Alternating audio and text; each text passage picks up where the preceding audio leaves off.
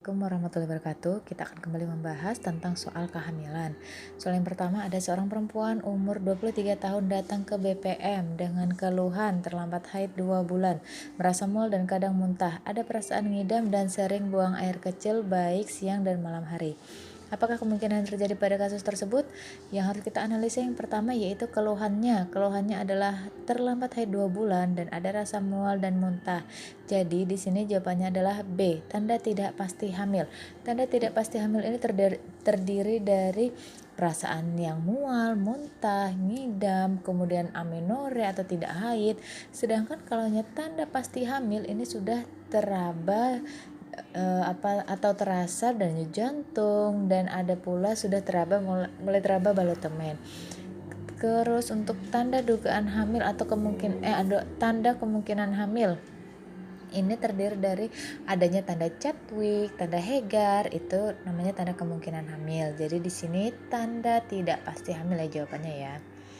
Kemudian soal nomor 2, Nyonya S umur 32 tahun datang ke BPM dan untuk melakukan kunjungan ulang.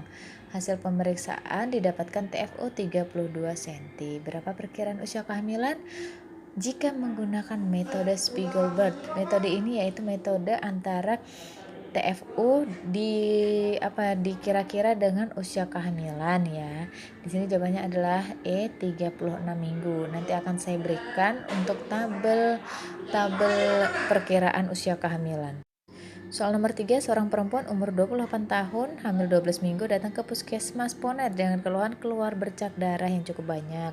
Hasil anamnesa terjadi kram pada perut bagian bawah, pemeriksaan 100/60, nadi 82, pernapasan 22, suhu 36, TFO 3 jari di atas simpisis. Belum terjadi ekspulsi. Ekspulsi ini adalah pengeluaran jaringan ya. Dan serviks terbuka pada saat pemeriksaan inspekulo. Jadi apa tindakan yang tepat pada kasus tersebut?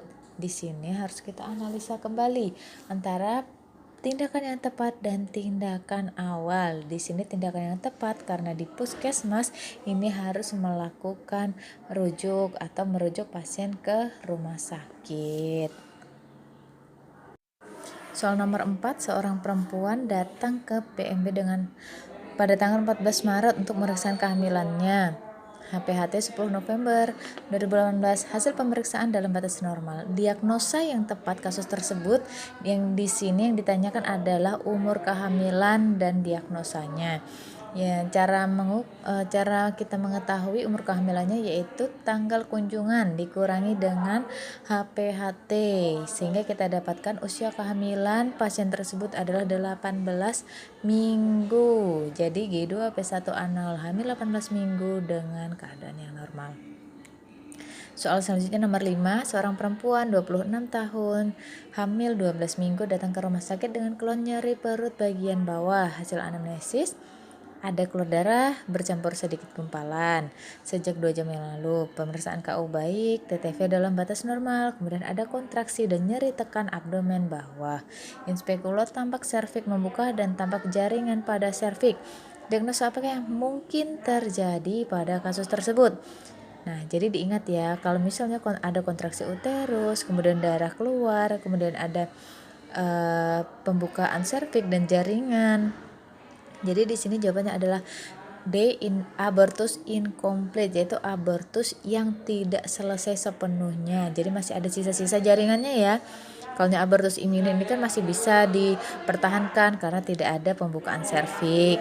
Kemudian ada abortus komplit dan abortus incipient, ini yang sedang berlangsung, yang sudah ada pembukaan namun jaringan atau hasil konsepsi masih berada di dalam uterus.